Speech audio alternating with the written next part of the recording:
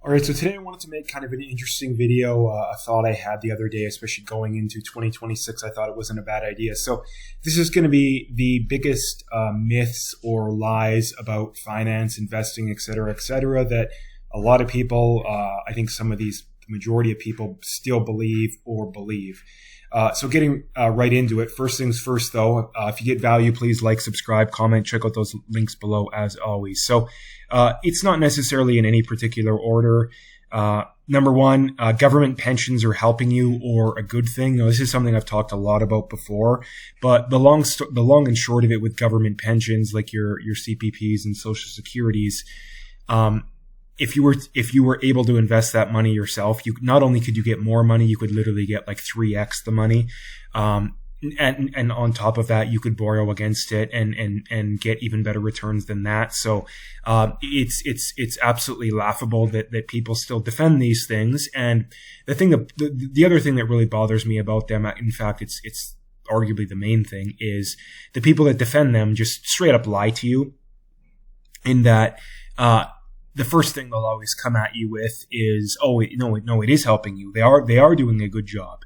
But then when you point out the numbers to them, they'll typically come back at you with, oh, well, if we didn't have these, the poor people they wouldn't have any money and they would go homeless. And it's like, you just got done telling me that it's helping everyone. Now you're telling me, oh, okay, maybe it's not helping the responsible people, but it's helping the poor people. Which one is it? So again, life in general, whenever people lie to you, you owe them nothing. I don't care if people are going to suffer. If you're going to lie to me, I don't owe you anything. And if we could change that, things would be so much better. Not only when it comes to finance, but just life in general.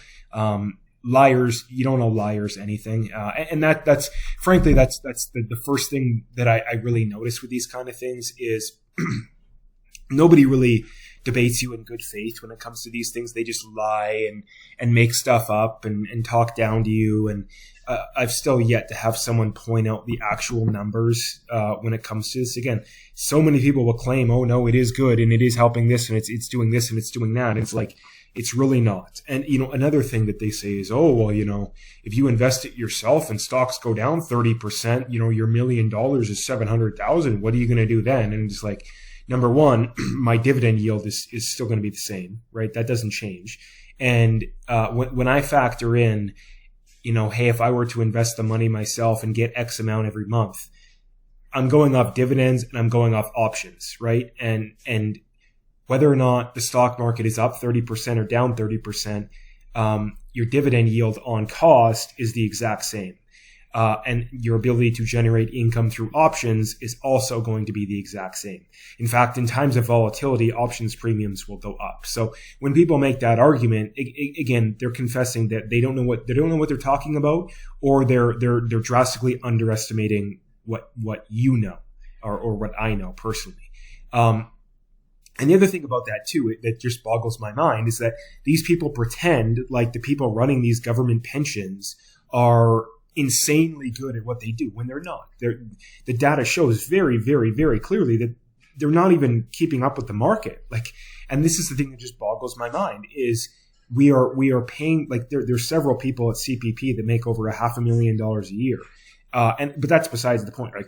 Why are you paying someone to manage your money when you could do a better job doing it yourself for nothing, right? It's like paying someone to clean your house and they don't even clean your house. Like, what are we doing? It doesn't make any sense. And when the argument of, and the reality is that there are a lot of people out there that if the government didn't force them to save their money, they wouldn't save anything. That is true. But why do the responsible people have to be forced to do it? Right? And my big problem with that is, number one, if you are a fully grown adult human being and the thought has never crossed your mind that, hey, maybe I should save some of my money because it could help me from going homeless when I'm older. Like, if that thought hasn't crossed your mind, I'm sorry, but I don't have any patience for you, because your intelligence is so low it's not even funny, or you're just selfish, or you're an idiot. So again, yeah, that is that one. Number two, the 60-40 stock bond portfolio is a good way to invest. Now, again, there's different versions of this. The typical thing they say is, oh, you want to go more towards bonds when you get older. And it's like, this is a horrible way of going about things. Number one, because it confuses average investors, and I think this makes people think that they have to pay someone to manage their money when in reality, typically they don't. But the main problem is bonds almost always are underperforming inflation, especially as of late. Real inflation is about 6 or 7% per year. Again, not an exact number, but it is in that range. What is the problem? The problem is bonds are not paying that much, right? This is the big problem, is that the government lies to people about CPI and says that it's 2 or 3%, when in reality it's double that, maybe even a little bit more than double that. So if you're getting 3 or 4% on your bonds or on your GICs or on your CDs in your money market, okay, if inflation's 2% and you're getting 3 or 4%, okay, you're not that bad, right? You could be doing better, but at least you're doing something. But if inflation's 6 or 7% and you're getting 4%, all you're doing is signing up to guarantee yourself that you lose money. Like, who in the right mind would do that? But this is what so many people are still doing, right? So when it comes to investing, if you do it right, I don't see any reason why you would ever own a bond. Like, I really don't. And another reason that just a thought that came to my head, another reason why this way of going about things became popular, I think, is that there was about a 40-year period from like the mid 80s up until very recently to where rates were trending down over time. And because of that, well, the value of bonds goes up because, if you own a bond at 5% and the government lowers rates to 4.5%, well, people are going to pay more for the 5% bond versus the 4.5% one, right? But if bond rates can't go any lower, then the value of those bonds is probably never going to go up, right? So that's the big problem we face, is that we can't make the value of especially longer term bonds go up because rates aren't really going to go down, right? And this is why we've seen the yield on longer term rates actually go up a little bit recently, I think, is that who in the right mind would sign up for a 20 or 30-year government bond at 4%?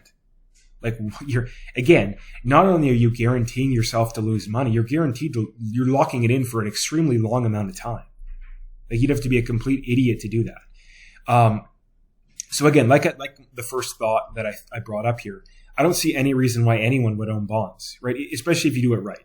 If you start investing in your 20s or 30s, I don't see there being any reason that you ever own a government bond. And the reason for that is that if you go back 10 years, just take the S&P, for example, the yield on cost is about 3.5%. So if you buy the S&P and simply hold it for at least 10 years, your yield on cost is probably going to be more, if not about the same, as what bonds are paying you. Why would you buy yourself an asset that has no long-term growth potential, that's paying you 3%, 4%, when you can buy an asset that's going to go up 5 to 10% per year and pay you the 3%? Right? It doesn't make any sense whatsoever. And you can use options to increase those returns. So it makes absolutely no sense to own bonds, in my opinion, especially considering the fact that there's so many good covered call ETFs out there right now too. Like, you can get a 10% return and get 2 or 3% share price appreciation over the long term as well. Like, again, why are you buying a bond for 3-4%? It doesn't make any sense. And again, the big thing that people come back at with is, you need something for safety. You need something in case the market goes down. And that's also kind of BS in that, for the longest time, stocks and bonds typically were very, they moved quite opposite, right? But now, I mean, look at 2022, right? Stocks had a historically bad year, bonds had a historically bad year. So the idea that bonds are always going to be this perfect hedge, I don't believe it. I don't believe it. So number 3, again, bonds, GICs and CDs, money markets you could throw in there as well are quote unquote safe. Again, this is one of the biggest mistakes that people are making. If you're getting a guaranteed 3 or 4%, even 5%, and real inflation is 5, 6, 7, 8% per year, that is not a safe investment. Because again, what you are doing is signing yourself up to guarantee yourself to lose money. in real terms, because at the end of the day, it doesn't matter if you're getting, 2% when real inflation is 3%, you're still losing money. If you're getting 3% and inflation's 4%, you're still losing money. So you have to look at the guaranteed rate that they're giving to you as opposed to what real inflation is.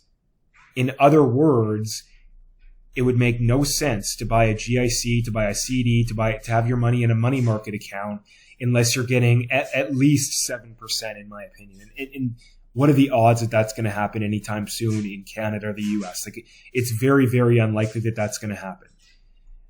And the next one here is, again, inflation is 2%. And again, this is the big lie that the government runs with to continue to convince people to lend them money at artificially low rates. Nobody knows what interest rates should be at. I find it quite amusing when people say, interest rates should be like 10% or 15%. And it's like, you don't know, right? You really don't know. But the one thing we do know is that inflation is not 2%. So number 5 is, and I guess number 2, the last thing I should leave it on here too for that one, and it pays in, it comes into number 2 and 3 as well. People confuse the concept of risk and volatility. People assume that the more volatile an asset is, the more risky it is. And people assume that the less volatile an asset is, the less risky it is. And that is not true. Now, that doesn't mean that the more volatile an asset is, the less risky it is. Don't get me wrong. But what I am saying is, frankly, it's a crapshoot. And the reason for that is, again, take a GIC, take a CD, take a money market account. What you are doing right now is you're signing yourself up to guarantee yourself to lose money. If that's not risky, I don't know what is. There's no volatility there. But again, if that's not risky, I really don't know what is. I really don't know what is. Like, I know stocks that aren't even making money right now that I would be more confident that will preserve my purchasing power over 20, 30 year time horizons than bonds, right? So keep that in mind. Number 5, Bitcoin and stocks are too risky. Again, this kind of plays into the fact that, again, people think that volatility and risk are one-to-one perfect correlations. They're basically the same thing. They are not, right? I kind of just went into it, so I'm just going to leave it there. And then the last one here is always paying off debts ASAP is a good idea. And also paying off your mortgage as soon as you can is also a good idea. This is a myth that I wouldn't say it keeps people poor, but it certainly keeps people from becoming in the top 10% or especially the top 1%. Virtually everybody who is in the top 1% has a lot of debt. Now, they are smart with the debt. They're not car loans and depreciating assets, stuff like that. The way people get very, very, very, very rich, or even moderately rich, it's very simple. Number 1 is have a very high income. That's the most obvious one. But if you're someone who makes $100,000 a year, you can get in the top 1%. Honestly, probably relatively easily as long as you're patient. It might take 20 or 30 years, but you can do it. And the way you do it is very simple. You borrow against assets at low rates and you invest and you get a higher return. Very simple example is you take out a HELOC. Right now you're in Canada, you're probably borrowing at 4, 5, 6%, and you invest it and you get 10 or 15%, you pocket the difference, right? I mean, if you have a $500,000 house, you could borrow $400,000. You could probably get, if you can get 15%, that's $40,000 a year. That's, just to be conservative, $3,000 a month. Again, you're going to pay taxes on that, but still.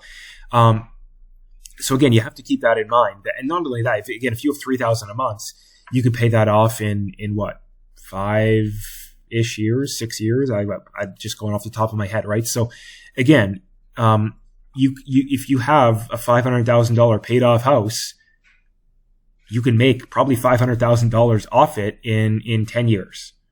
Again, if we have some major crash at the worst time, it could throw a wrench into that. But again, as long as you get historical returns, you're literally leaving hundreds of thousands of dollars on the table. I'm not saying you should be doing this. Again, everybody has different, I'm not saying this is always a good idea, but, if you're in your 40s or 50s, I think especially 40s, but even especially early to mid 50s as well. I think once you get like your mid to late 60s, probably should be a good idea to pay it off. If you die, it might not be a good idea to leave a mortgage to your kids and grandkids. But if you're still at least 20 years from 15 or 20 years away from being 80, 85. In my opinion, it doesn't make any sense to have a paid off house. Now, again, if you're already pulling in, 5 figures per month, you're living very well. Okay, maybe. But, there's, I seen a stat the other day that from BMO that 76% of people are scared they're not going to have enough money in retirement. But yet, what percentage of boomers is, look, take the younger ones or the older Gen Xers, like, something tells me more than a good percentage of that 76% has a paid off house, and they think they're geniuses because they have a paid off house, right? I mean, I know people like this. They're still in their 50s, some of them, and they think they're smart. Now, again, in some ways you are. I'm not saying it's a terrible idea. There's dumber things you could do, but you're leaving a lot of money on the table when you do this, especially when rates are low. Like if it was going to cost you, in the double digits to do this, obviously it wouldn't make sense. But if you can get a HELOC at 5-6%, I think you're a complete idiot not to borrow against it and invest the difference and pocket the difference. And this goes with other things as well too. I mean, there is line of credits. I mean, line of credits are around, at least for me, they're about 8% right now. I mean, I think it's relatively easily to make money on that. There's rental properties. I mean, how many people have rental properties and they're paid off, or at the very least they have equity built up in it and they're not borrowing against it? Like, seriously, what are you doing? You have, and this is another reason too why I think that RRSPs and stuff like that are kind of a bad idea as well, is that, again, when you have a margin account with a brokerage, you can borrow against it. Like if you have $500,000 in a margin account, you can probably borrow $300,000 with that. You could literally put a down payment on a couple condos, a couple houses, a couple apartments, and you could be pulling in, whatever, $3,000-$4,000 off that just by borrowing against that margin account. Again, you could pay that off in 10 or 20 years. Boom, there's $500,000 that it took you virtually no work to do. But again, you have an extra $500,000. Like it's just crazy that people ignore this kind of stuff. And the reason is the people in the traditional financial system don't tell them. Like the guy at the bank is never going to tell you this. Like people who are trained in the traditional rails, they just don't tell people this. Number one, because I think that they're miseducated. But number two, they do have an incentive to mislead people. I think in that, again, if you work at the bank, you want people buying bonds. You want people buying GICs. You don't want people doing it yourself. You want people, and not only that, they want to complicate it as well. This is another thing I can't stand about people, is that they overly complicate things. Like, you are literally better off to take your money, put it, like, there is literally like individual ETFs that I would be more confident putting my money in than anything that anyone at the bank is doing. S&P, even a good international fund. I mean, you could do VTI, you could do VT, like the list goes on, right? But the big thing I'm trying to get at here is this stuff is not really that complicated. Like the one thing that I realize is, like, I get more quote unquote educated on these topics is, number one, not nearly as many people are quote unquote experts as you think. Number two, a lot of the people you think are experts aren't. They're just repeating dogma and stuff that's been repeated enough that enough people believe it. And number three, it's not that hard to figure out yourself. So anyway, I'm going to leave it there. If you got value, like I said at the start, please like, subscribe, comment, check out those links below, and stay tuned for more.